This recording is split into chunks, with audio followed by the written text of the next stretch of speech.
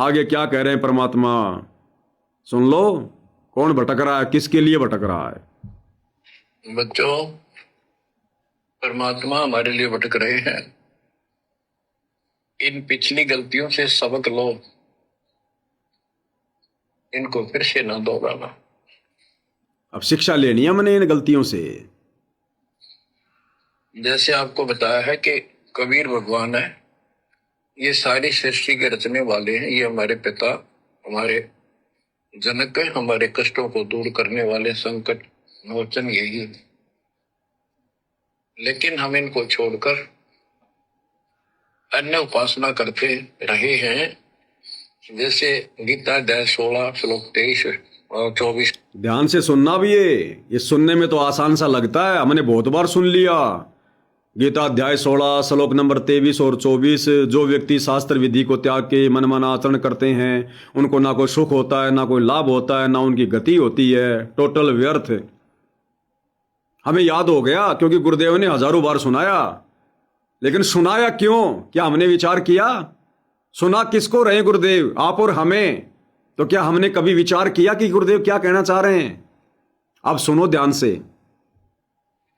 जैसे गीता अध्याय 16 श्लोक 23 और 24 में स्पष्ट कर दिया है कि शास्त्र विधि को त्याग कर जो अपनी मर्जी से, इच्छा से मनमाना आचरण करते, मनमानी साधनाएं करते हैं जो शास्त्रों में प्रमाणित नहीं है, उनको न तो कोई सुख हो, न कोई सिद्धि प्राप्त हो, कार्य सिद्ध हो जिससे, और न उनकी गति यानी मोक्ष हो। तो भक्ति करते इसी के लिए है। ये तीनों नहीं हुए तो उस भक्ति का फायदा क्या? जड़े ढोने वाली बात। तो क्या बताया गुरुदेव भगवान ने? शास्त्र विधि को त्याग कर जो मनमाना आचरण करते हैं उनको कोई लाभ नहीं, कोई फायदा नहीं, मोक्ष नहीं होगा। अब गुरुदेव भगवान आप और हमें समझा रहे हैं, ये तत्व ज्ञान है। आप और हमारे लिए शास्त्र क्या है? आप और हमारे लिए अब वर्तमान में सतगुरु की शरण में आने के बाद, सतगुरु की पहचान होने के बाद, वो गीता, वेद, कुरान, पुराण, बाइबल, वो हमारे लिए शास्त्र नहीं है। गीता, वेद, कुरान, पुराण, बाइबल हमारे लिए उसी समय तक शास्त्र थे जब तक हमने उन शास्त्रों में देखकर भगवान की पहचान नहीं कर ली थी। अब हमने सतगुरु की पहचान कर ली उन शास्त्रों को देखकर, पढ़कर, कि सतगुरु के क्या लक्षण होते हैं। गीता जी के कौन से अध्याय में कहां लिखा हुआ है? अध्याय 15 श्लोक नंबर 104 में, 1 से 4 में। गीता अध्याय 4 श्लोक नंबर 34 में तत्वदर्शी संत कौन है? उल्टे लटके संसार रूपी वृक्ष के जो प्रत्येक भाग को बता दे, स वेद विद, वो तत्वदर्शी संत है। तो इन शास्त्रों का हमारे लिए उसी समय तक महत्व था जब तक हमें गुरु की पहचान नहीं हो गई। अब हमने शास्त्रों को पढ़कर, देखकर, समझकर गुरु की पहचान कर ली। हमें विश्वास हो गया कि सतगुरु रामपाल जी पूर्ण गुरु हैं, पूर्ण सतगुरु हैं, तत्वदर्शी संत है। अब इन सभी शास्त्रों को बोरे में पैक करके साइड में रख दो, आप और हमारे किसी काम के नहीं है। अब सतगुरु की पहचान होने के बाद हमारे लिए सबसे बड़े शास्त्र, सबसे बड़े प्रमाणित शास्त्र कौन से हैं? सतगुरु की वाणी, आदरणीय गरीबदास जी की वाणी, सतगुरु रामपाल जी के मुख कमल से बोले गए सत्संग, सतगुरु रामपाल जी के कर कमल से लिखी गई पुस्तकें। अब ये हमारे लिए असली शास्त्र हैं, क्योंकि पहले वाले शास्त्रों में कंप्लीट जानकारी नहीं है। अब सतगुरु ने हमें जो नए शास्त्र दे दिए, जो सत्संग दे दिए, इनमें कंप्लीट मोक्ष मार्ग है। तो हमारे लिए ये हैं वो शास्त्र, सतगुरु के सत्संग, सतगुरु की पुस्तकें, सतगुरु की मर्यादा। अब यदि हम शास्त्र विधि को त्याग कर, अब यदि हम भगत भाई बहन इस शास्त्र विधि को त्याग कर, जो शास्त्र विधि सतगुरु ने अपने सत्संगों में बता दी, पुस्तकों में लिख दी, अब यदि हम इस शास्त्र विधि को त्याग कर मनमाना आचरण करेंगे, हमारा मोक्ष नहीं होगा, गति नहीं होगी। और रियल में शास्त्र विधि क्या है? यह सन 1994 से लेकर 2014 हिसार जेल जाने से पहले गुरुदेव ने अपने सत्संगों में डाल दी, पुस्तकों में डाल दी। अब यदि हम गुरुदेव के सत्संगों से बाहर होकर चलेंगे, गुरुदेव के द्वारा लिखी गई पुस्तकों से बाहर होकर चलेंगे, जैसे वर्तमान में 90% संगत चल रही है, सतलोक आश्रम कमेटी के कहने से, पीले पर्चों के कहने से, एआई से बनाई गई ऑडियो वीडियो से, अपने कोऑर्डिनेटरों के आदेश फॉलो करके, जो कि शास्त्र नहीं है, तो हमारा मोक्ष नहीं होगा, हमें मुक्ति नहीं मिलेगी। हमने वही करना पड़ेगा, उसी हिसाब से चलना पड़ेगा जिस हिसाब से चलने के लिए परमात्मा ने 1994 से 2014 तक सत्संग कर दिए, मर्यादा बता दी। उन्होंने कंप्लीट ज्ञान दे दिया कि अगर तुम इस प्रकार से भक्ति करोगे तुम्हारा मोक्ष पक्का है। लेकिन आज सतलोक आश्रमों से जुड़े भाई बहन उन सत्संगों के हिसाब से नहीं चल रहे, शास्त्र विधि अनुसार भक्ति नहीं कर रहे। अगर कर रहे होते तो ये बकवाद करने की जरूरत नहीं पड़ती। सन 1994 से 2014 तक सतगुरु रामपाल जी ने किन किन राजनीतिक पार्टियों का समर्थन किया बता दो। किन किन राजनेताओं को वोट डालने के लिए संगत को आदेश दिया बता दो। सन 1994 से 2014 तक सतगुरु रामपाल जी ने कितने गांवों का मोटर और पाइप देकर पानी निकलवाया बता दो। कितने लोगों के मकान बनाए बता दो। कितने लोगों के घरों में राशन डलवाया बता दो। कब उन्होंने जाटों की धर्मशाला के लिए उन्होंने चंदा दिया, किसी को भी दिया हो चंदा बता दो।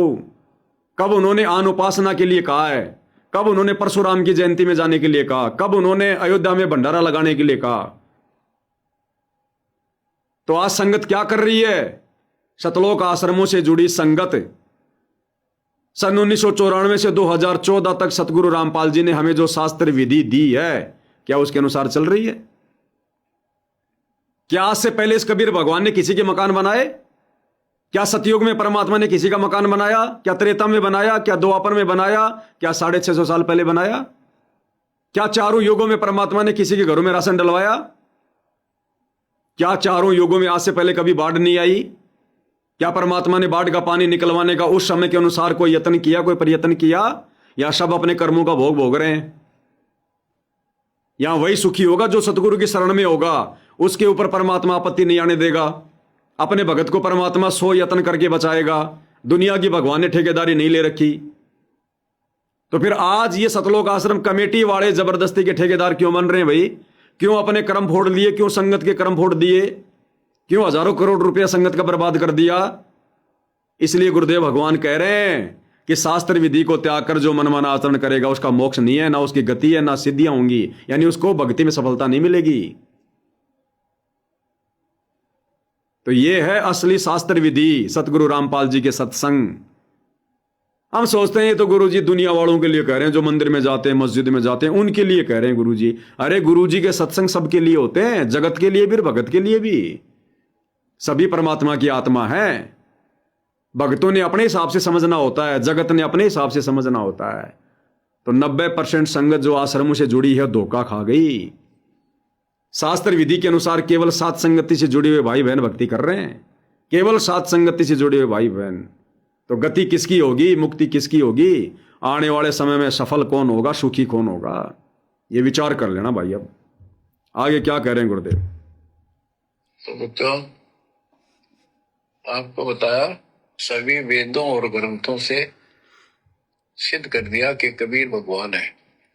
वेदों को तो पूरा विश्व मानता है और हिंदू समाज तो इस पे कुर्बान है। उसके बाद दूसरा नंबर गीता वेदों से भी प्रथम आ चुकी है वर्तमान में, क्योंकि इसमें ज्ञान बिल्कुल संक्षिप्त में और बहुत निर्णय सीरीज में। तो इसलिए इनमें सबसे आपको प्रमाणित कर दिया कि कौन सी भक्ति करनी है, कौन सी ना करनी। गीता अध्याय श्लोक 23 में तो 16 के 23 में तो बता ही दिया कि शास्त्र विधि को त्याग कर नाचन करते उनको कोई यूज नहीं। 24 में कहा कि इससे तेरे लिए अर्जुन।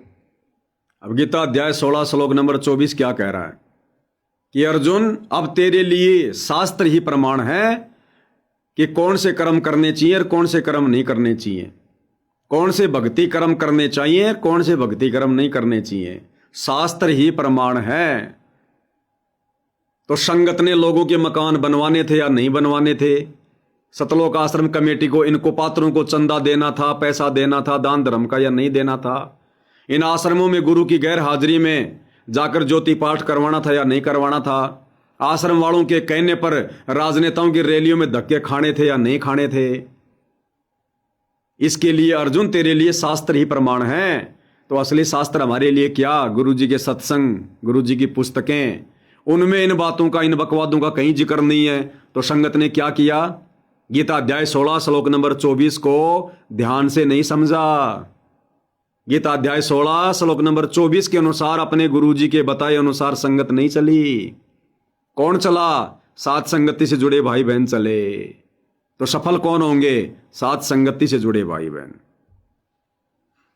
24 में कहा कि इससे तेरे लिए अर्जुन शास्त्र ही प्रमाण है।